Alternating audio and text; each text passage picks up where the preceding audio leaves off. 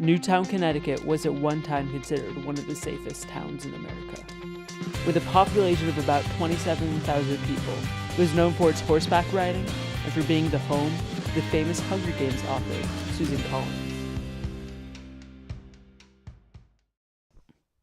On December 14th, 2012, Adam Lanza shot his mother. Grabbing a total of 4 guns, he then drove to Sandy Hook Elementary School. This school was located in Newtown. It was a normal day there, with around 700 students attending. Adam Lanza arrived.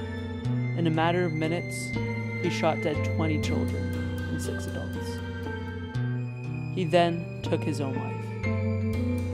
All of Adam Lanza's guns were purchased legally.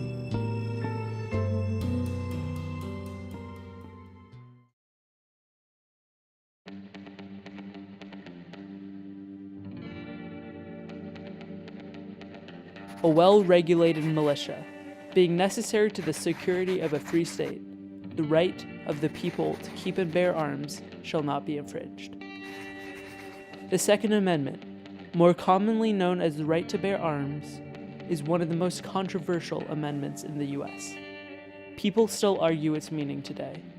Some interpret it to say that every American citizen should be allowed to own a gun. Others argue the Second Amendment only gives our military and law enforcement that right. When our founding fathers created the Second Amendment, their main focus was to escape from the oppression that they faced under the rule of the British king. They had armed themselves and rebelled using guns.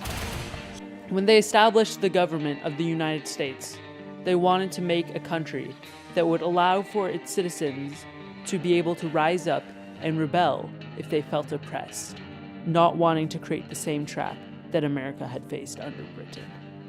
However, the question arises, should this system still be in place today? The Second Amendment to the Constitution was formulated many, many years ago, and I think that our country was in its infancy, and maybe people weren't sure of the governmental structure, so people had the right to bear arms in the event that government didn't do what it said. That being said, I don't think that it applies to 2017. Guns have evolved, and so should our laws. When you look at the weapons that the public possess today, you can see just how truly destructive they are. Because of the Second Amendment, whenever people try to pass gun control laws, they are met with heavy resistance. Congressmen are scared away from endorsing these laws, out of fear of losing financial support from the NRA. Many Americans believe that it's their constitutional right to own guns.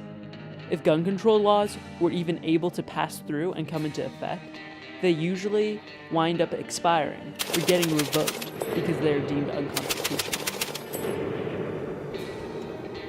The Second Amendment is the main thing that stands in the way of gun control. People are always using it to argue against gun control, and because of that, we need to reform it. Why should the public own military-grade weapons?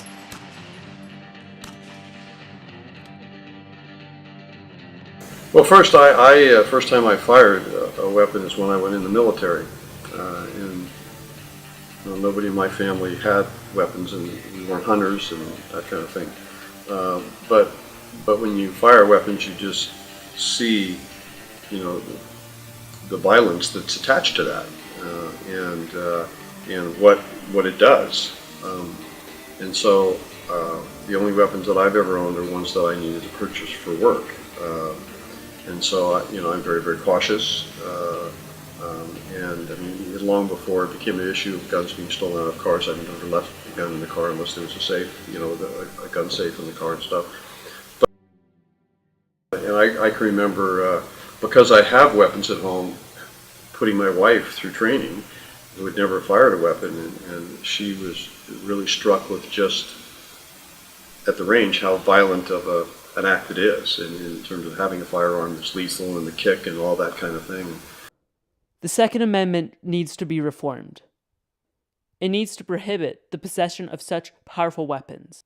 If Americans are insistent on owning guns, we can let them.